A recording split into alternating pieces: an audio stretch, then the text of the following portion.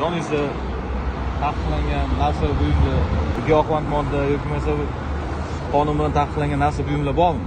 Giyohvand modda yo'q, tabletka bor. Tabletka? Tramadol tabletka. Qani Bir poch tramadol tabletka. 4 zardik и bitta list tramadol. Toshkent shahar ichki ishlar bosh boshqarmasi va boshqa huquqni muhofaza qiluvchi organlar bilan hamkorlikda tezkor tadbirlar o'tkazilib, nazorat ostidagi dori vositalarining noqonuniy savdosiga chek qo'yilmoqda. Xususan, Olmazor tumanida shubha ostiga olingan 2 nafar shaxs xolislar ishtirokida ko'zdan kechirilganda ularning yonidan tramadol, lanaxer dori vositalari topilgan. Yoningizda taqiqlangan narsa buyumlar, giyohvand modda yoki bo'lmasa qonun bilan taqiqlangan narsa buyumlar bormi? Giyohvand modda yo'q, tabletka bor. Tabletka? Tramadol tabletka. Qani Bir poch tramadol tabletka. 4 zardik и bitta list tramadol.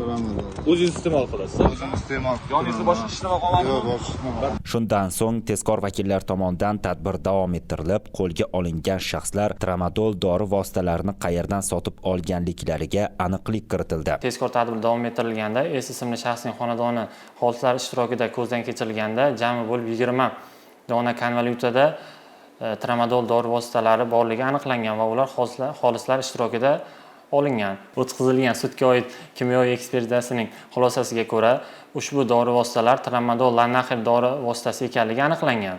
Ma'lumot o'rnida aytish kerakki, tramadol dori vositasi narkotik analgetik deb ataladi. O'z tarkibida opiy guruhiga mansub narkotiklarni saqlaydi va faqatgina tibbiy maqsadda foydalanish shart bo'lgan dori vositasi hisoblanadi. Bu dorilar shifokor nazораtsiz, o'zboshimchalik bilan iste'mol qilinsa, o'ziga nisbatan qaramlikni keltirib chiqaradi va ularni iste'mol qilgan shaxs passiv giyohvandga aylanadi. Ular ham ruhan, ham jismonan tanani bardam his qilish uchun shunday dorilarni muntazam ravishda iste'mol qilishga majbur bo'lishadi. Eng yomoni, dastlab bir sutkada bitta tabletka iste'mol qilgan shaxs keyinchalik 10-15 ta, ma'lum muddatdan so'ng undan-da ko'proq dori iste'mol qilish darajasiga yetib boradi. Natijada inson organizmi va ruhiyatida kuchli o'zgarishlar yuz beradi. Qolaversa, bunday psixotrop moddalar me'yordan ortiq iste'mol qilinsa, bepushtlikka ham olib boradi. Ammo qilayotgan ishlarni jinoyat ekanligini bilgan bu shaxslar bir kun kelib qilmishlariga javob berishlarini o'ylab ham o'tirishmagan edi. O'sha opani o'zi aytdi, menda bor dedi, qo'ling og'riydi dedi. Ichib ko'rdi, og'riq qoladi dedi. Men uni kayfiga qiziqibman. Bordim, oldim, ichib ko'rdim, og'riq qoladi. U bitta pochka oldi, men bitta pochka oldim, o'zim ichishimga ahmoqgarchilik bo'lma, uzr, o'shani kechiringlar. Boshqa aytolmaydi, oka. O'rgatmadi, qiziqib qolmadim shu narsaga, oka. Mazkur holat yuzasidan to'plangan hujjatlar Olmazor tumani ichki ishlar organlari faoliyatini muvofiqlashtirish boshqarmasi tergov bo'limiga taqdim qilingan va holat yuzasidan tegishli moddalar bilan jinoyat ishi qo'zg'atilgan. Hurmatli yurtdoshlar, Toshkent shahar ichki ishlar bosh boshqarmasi farzandingizni yurish-turishiga e'tiborli bo'lishingizni so'raydi. Sababi bu kabi dori vositalarini iste'mol qilish yaxshilik bilan tugamaydi va albatta qonun oldida javob berishga to'g'ri keladi. So'nggi kunlarda mobil telefonni firibgarlik bilan qo'lga kiritish haqida xabarlar tez-tez qulog'imizga chalinmoqda. Navbatdagi jinoyat Sergeli tumanida sodir etildi. Sergeli tumani ichki ishlar organlari faoliyatini muvofiqlashtirish boshqarmasiga Guloyim ismli fuqaro ariza bilan murojaat qilib, 2021-yil 4-sentyabr kuni Sergeli tumani Tixay ko'chasida uning Matiz rusumli avtomashinasiga noma'lum shaxs mijoz sifatida o'tirib, undan bahosi 500 AQSh dollari bo'lgan Samsung M51 rusumli uyali telefon apparatini qo'ng'iroq qilib olish uchun olib, avtomashinadan tushib, hodisa joyidan yashiringanligini ma'lum qilib, noma'lum shaxsga nisbatan qonuniy chora ko'rishni so'ragan. Sergeli tumani ichki ishlar organlari faoliyatini muvofiqlashtirish boshqarmasi jinoyat qidiruv bo'limi xodimlari tomonidan olib borilgan tezkor qidiruv tadbirlari natijasida mazkur jinoyatni 1998-yilda tug'ilgan Diyor ismli shaxs sodir etganligi aniqlangan. Bundan tashqari mazkur jinoyat ishini o'z yurituviga olgan tergovchining ma'lumot berishicha, Diyor ismli shaxs shu turdagi boshqa jinoyatlarga ham qo'l urgan.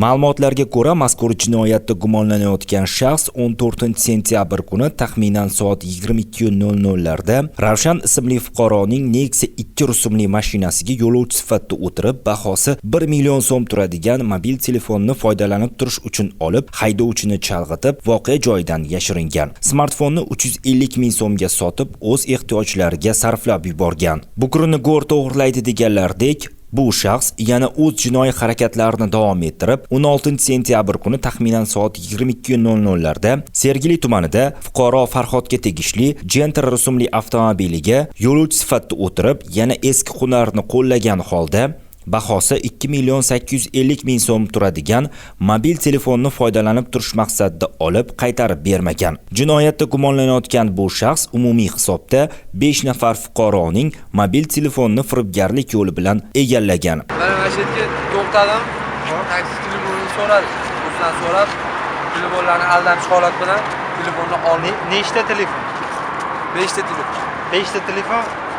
Hammasi har xil holat. Hammasi shunaqa bir xil holat, hammasi aldanish holat bilan oling. Mazkur holat yuzasidan fuqaroga nisbatan O'zbekiston Respublikasi Jinoyat kodeksining 168-moddasi 3-qismi B bandi va 166-moddasi 1-qismi bilan jinoyat ishi qo'zg'atilib, unga ayblov e'lon qilinib, qamoqqa olish tarzidagi ehtiyot chorasi qo'llanilgan. Jinoyat ishi bo'yicha dastlabki tergov harakatlari davom ettirilmoqda. Jamiyatimizdagi qonunlarni mensimagan fuqarolarning buyumlarini olib, tuya ko'rdingmi yo'q qabildish tutgan bu shaxs qilmishlariga endilikda sud oldida javob beradi va panjara ortida bir necha yil o'tirishiga to'g'ri keladi. Hurmatli fuqarolar, ogoh bo'ling. O'z shaxsiy buyumlaringizni begona kimsalarga ishonib topshirmang. Bugungi kunda deyarli har birimiz bank plastik kartalaridan foydalanamiz.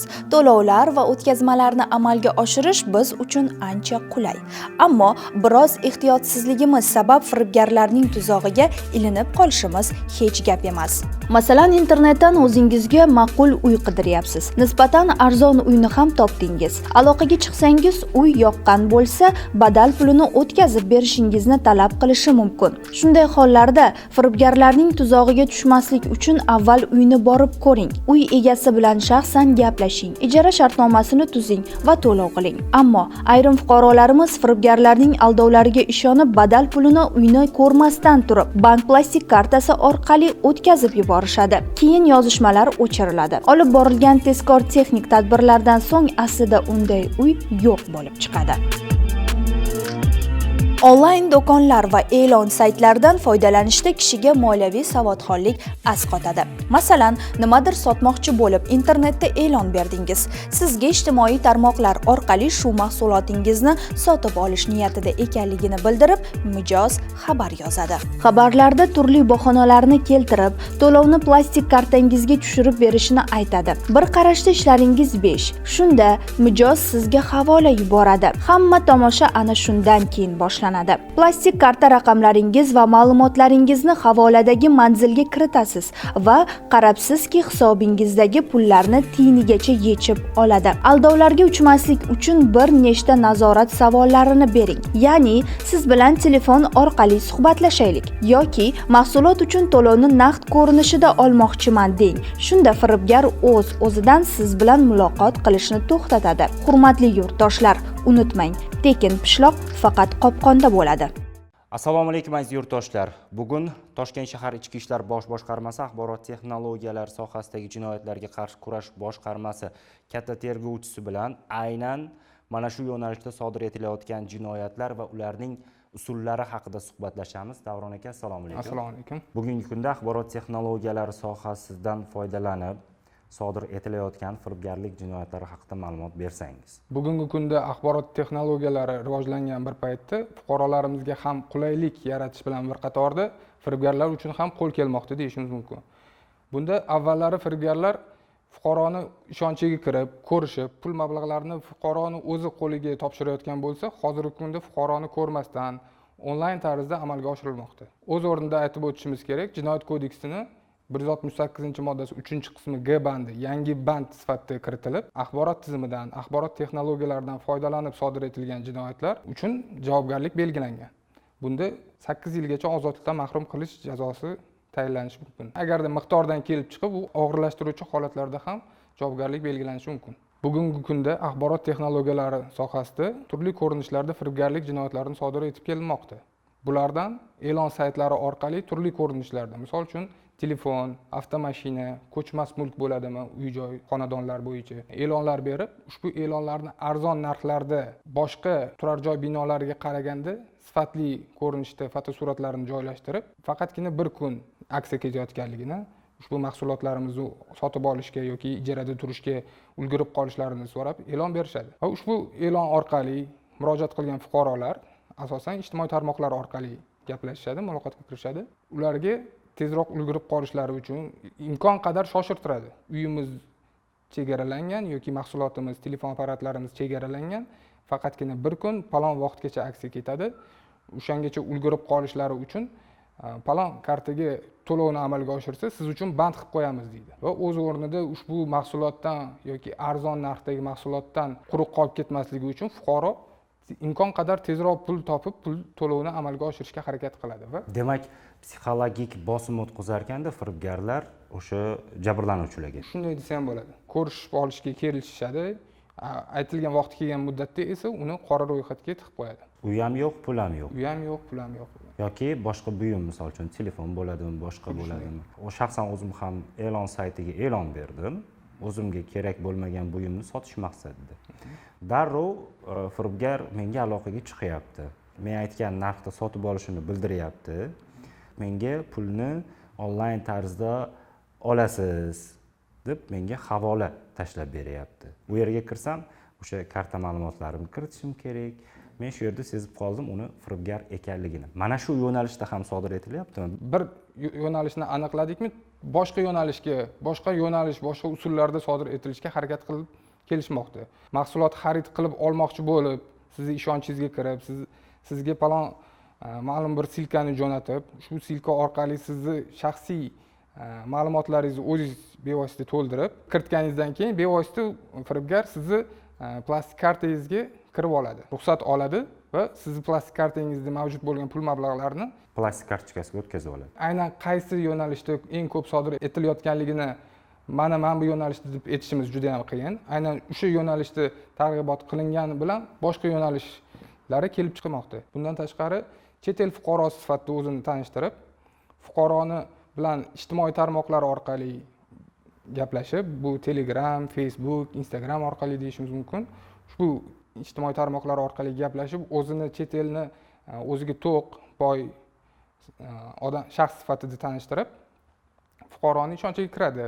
Ma'lum bir vaqt davomida gaplashib yuradi. O'zbekistonda qanaqadir bayram yoki shaxsning tug'ilgan kuni haqida ma'lumot olgandan so'ng senga sovg'a jo'natmoqchiman deb 2 kundan keyin yoki biroz vaqtdan keyin sovg'ani olasan deb xabar yozadi.